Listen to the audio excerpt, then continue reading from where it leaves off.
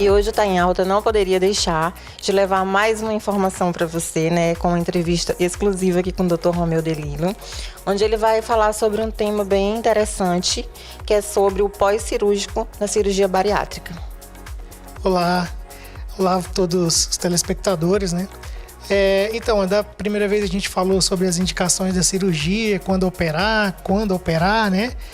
E agora é muito importante a gente saber, depois que operar, o que a gente tem que fazer agora. Eu operei de cirurgia bariátrica, quais são os meus primeiros passos, né?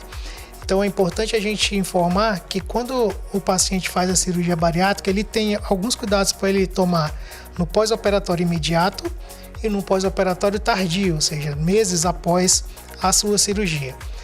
Entre o pós-operatório imediato, os cuidados que ele tem que ter ou seja, depois que ele opera uma cirurgia videolaparoscópica, por exemplo, ele tem que evitar de ficar deitado, né? Já justamente para evitar algumas complicações, como embolia pulmonar, trombose nas pernas, né, que pode causar também a embolia. Então esse paciente, logo depois que ele opera, ele tem indicação de ficar caminhando dentro do hospital, fazer sua fisioterapia respiratória e motora, justamente para evitar também complicações como febre pós-operatórias imediatas, né?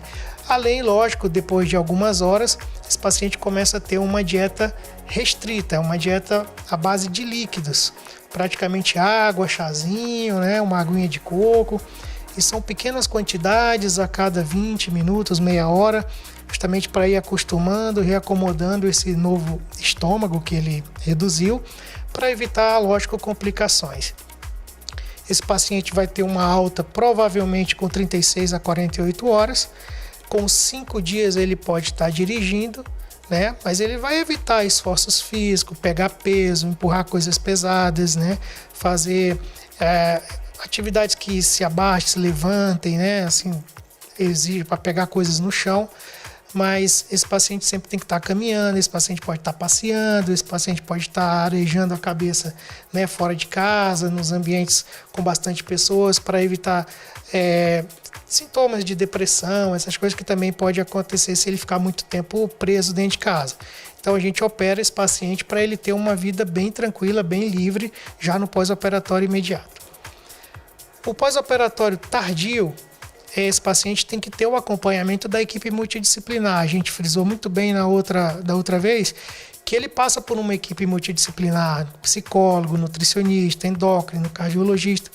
E esse paciente precisa manter esses cuidados no pós-operatório, justamente para evitar algumas complicações tardias, como deficiência de vitaminas, anemia. Então é preciso que ele faça o acompanhamento com o seu cirurgião, com o seu endocrinologista, com o seu nutricionista, para ter uma alimentação saudável e assim evitar carências de vitaminas, para ter uma suplementação adequada, para evitar essas complicações, né, que podem vir, inclusive, com uma anemia grave ou desnutrição grave, se ele não fizer esse segmento. Esse paciente também tem que ter um acompanhamento com o educador físico para que ele tenha atividade física, tenha uma qualidade de vida saudável, para que ele perca peso de uma maneira satisfatória e com isso ele venha adquirir a sua saúde que ele procurou buscando a cirurgia. Mas os exercícios físicos, qual é o período mínimo que ele tem que ficar em casa para poder dar início aos exercícios? Quando a gente faz uma cirurgia videolaparoscópica, a gente tende a liberar esse paciente com 30, 40 dias para atividade física. Ele geralmente vai começar com uma atividade mais leve, uma atividade aeróbica, como uma caminhada, uma esteira, né? Aí com mais ou menos 40 dias ele pode estar andando de bike e fazer os seus funcional, halterofilismo, aí no máximo com 40, 45 dias ele já pode estar fazendo esse tipo de atividade. Com relação a essas dietas da moda, um paciente bariátrico, ele pode fazer uma alimentação de acordo com uma dieta que ele escolhe por ele mesmo ou precisa ser passado por um nutricionista? Então, o ideal sempre é que a gente ele faça o segmento com o nutricionista, né, ou nutrólogo no caso, mas esse paciente, a própria cirurgia em si causa uma mudança do hábito e do gosto alimentar, né? Isso tudo já tem nome científico, né? O paciente muda, ele tende a fazer uma dieta mais saudável, ele tende a comer mais verduras, legumes, saladas, e é lógico que esse paciente, quando ele opera, ele tem, ou ele geralmente o nutricionista faz com que ele evite o consumo excessivo de carboidratos, porque vai fazer com que ele passe mal, principalmente carboidratos de cadeia pesada e açúcares. Se esse paciente consumir esse tipo de alimento, ele pode ter o que a gente chama de síndrome de Dump, que é uma sensação horrível de desmaio, com palpitações, suador frio, parece aquela glicose dele está baixando. Se ele consumir esse tipo de alimento ricos em carboidratos, ele pode passar mal. Então, esse paciente, além dele tender por uma nutrição mais saudável, é necessário que ele faça uma nutrição mais à base de proteínas.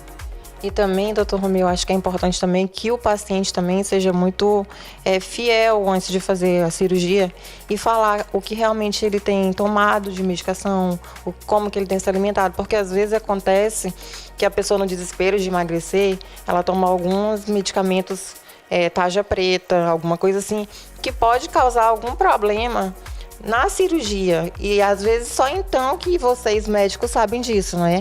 Isso tudo é bem explicado justamente na primeira consulta. Geralmente a gente pergunta quais são os medicamentos que estão usando, se tem alguma doença que ele saiba ou que ele não saiba, né? E a gente lança mão de vários exames justamente para detectar se o paciente tem alguma doença obscura que precisa de tratamento, inclusive antes de operar. É muito importante frisar isso realmente, que tem que ter uma relação médico-paciente, ela tem que ser muito transparente, muito clara. Não pode ser, né? Não pode esconder doença, não pode esconder o uso de medicamentos, que é justamente para a gente tomar as medidas cabíveis para se ter uma cirurgia mais segura.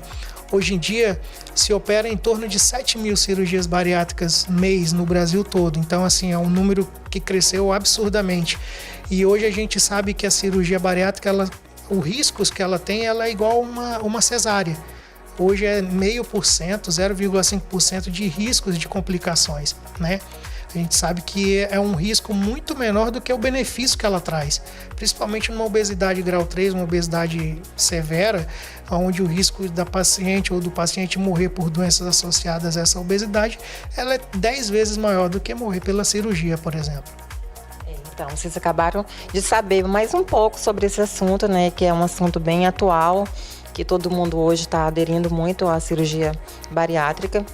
E o Dr. Romeu está aqui, é nosso parceiro aqui da TV, então sempre vai estar disposto a atender vocês pelo direct dele, ou vocês podem mandar também sugestões. E é um prazer, Dr. Romeu, você participar com a gente sempre e poder levar informação para as pessoas. Eu que agradeço, né? Para mim é sempre um prazer estar passando essas informações, estar informando todo mundo dessa cirurgia que tem muitos mitos ainda, né? Tem muito medo. Mas é importante a gente estar passando aqui a nossa opinião, estar aqui informando as pessoas o tão saudável que ela pode levar a pessoa a ser. Realmente ela muda a autoestima da pessoa. Esse é um dos objetivos, né? Mas o objetivo principal é ter saúde, uma qualidade de vida e uma vida longa.